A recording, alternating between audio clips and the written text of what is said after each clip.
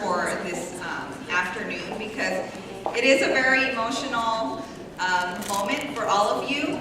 And even though I'm introducing these two speakers, as I look across the room, I mean, our Transfer Center team can have a memory just about any one of you. If it's just a little piece of moment, we remember something about you, whether it's your personal statement, whether it's a comment you made, whether it's a workshop you attended, a remark that you made in the Transfer Center, a Walk-in Wednesday moment. There's something about every one of you that we will take away, not just for me and for Brittany, but for the entire staff. We will remember all of you as the class of fall 2010, the transfer class. But for now, I do want to introduce our first speaker. And where are my notes? Okay. Our first student speaker is actually someone I met back in spring 2007 during walk-in counseling. The purpose of the session was simply to request a prerequisite clearance with Cal State Dominguez Hills transcripts. But there was nothing quick about our session. You see, after hearing the educational goals of this student, I could not help myself to orient her on our Transfer Center services. Then, UCLA was brought into the conversation, so I had to mention the Scholars Honors Program. And I could not leave out our newest program at the time, the UC Berkeley Transfer Alliance Project. What I most remember about our follow-up counseling session is asking her, "Do you have the long-range planning we worked on the last time?" After getting a no, I did not bring that with me as an answer the first two times. I kept a file for her, which I normally don't do. There was something very intriguing about this student that convinced me to stay on top of her versus the other way around. Although she would not have her material with her for the first two follow-up visits, she always came back with a report of things she had done to help fill in the roadmap for her educational goals. To this day, I still have her file that includes two long-range plannings with various notes, an outline detailing the science course roadmap, her unofficial Cal State Dominguez Hills transcripts, assist.org printouts, and an unofficial Cerritos College transcript dated August 29, 2007.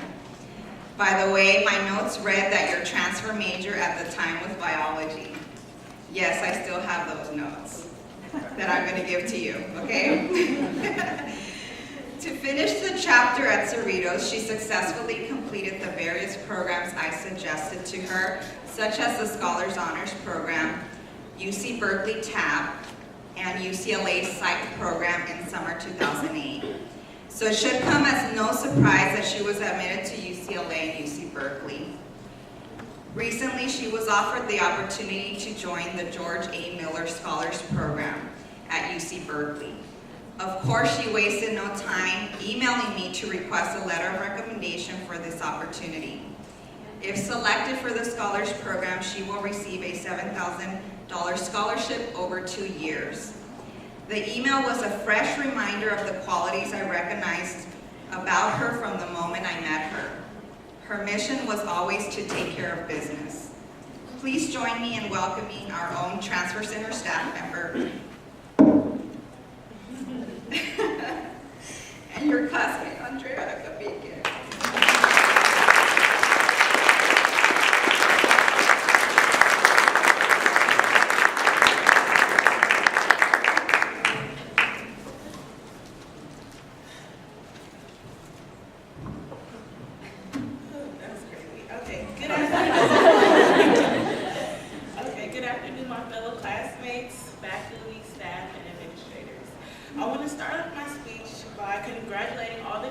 Students on getting admitted into the university.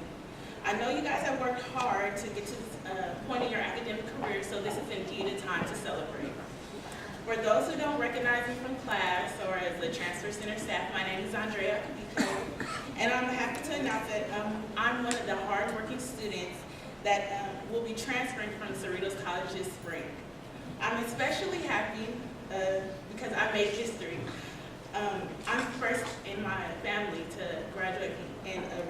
college degree. I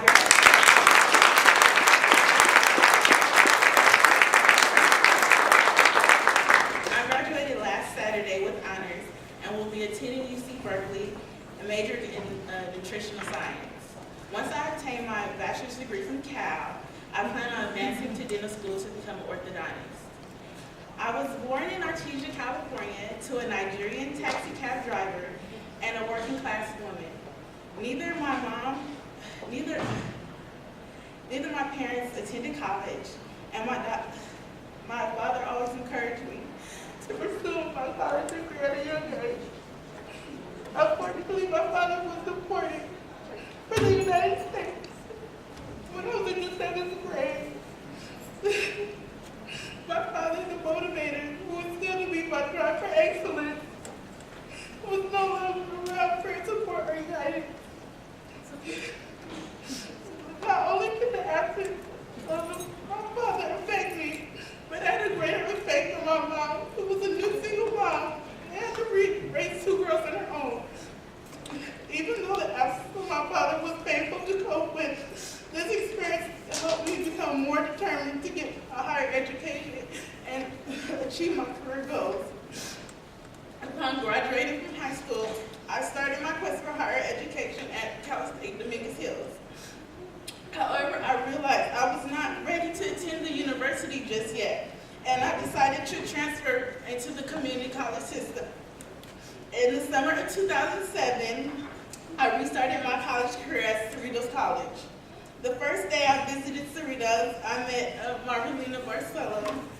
She explained to me all the programs that the college had to offer and helped me with my long-term planning. She made the thought of transferring, actually getting my bachelor's degree, an obtainable goal.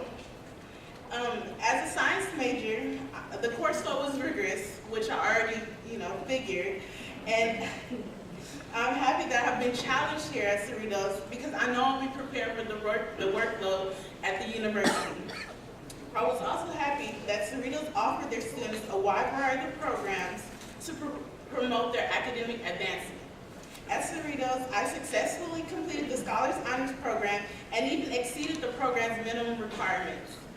Last summer,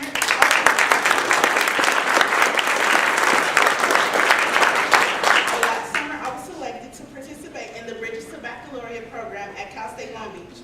I conducted research alongside a biological science professor named Dr. Ashley Carter.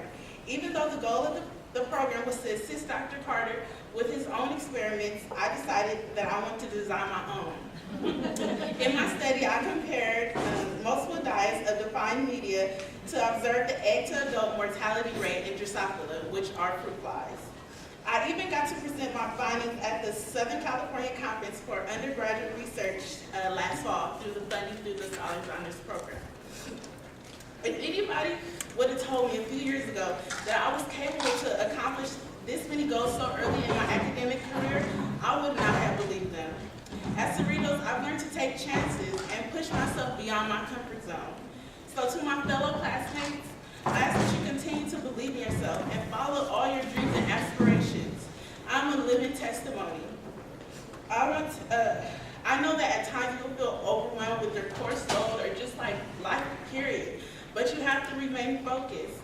I encourage you to push on and go beyond just getting a bachelor's degree. Go on and go to graduate school. So I want you to keep in mind that the most successful people are usually lifetime learners. I want to end this speech with one of my favorite quotes from Malcolm X. Hopefully this will help you understand the message I'm trying to convey. Education is the passport to the future, for tomorrow belongs to those who prepare for it today. Lastly, I want to thank my family, especially my mom, for all her encouraging words and for being there for me. I also want to thank my professors and the Transfer Center counselors for their help and support throughout the years. It truly has been appreciated. Thank you.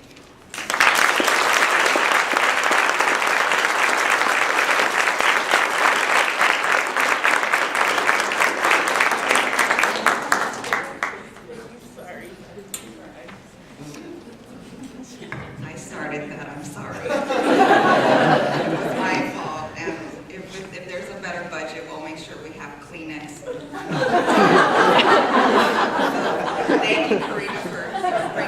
bringing me a napkin. Okay. Okay. Now to the ceremony, the actual certificate ceremony. At this time, we would like to continue the celebration with our certificate ceremony. We realize that students may have been admitted to multiple universities. Therefore, all of you are actually seated next to, with your table in which the school that you actually put on your RSVP. Students, when I call your name, please come up to the stage to accept your certificate from me and Brittany.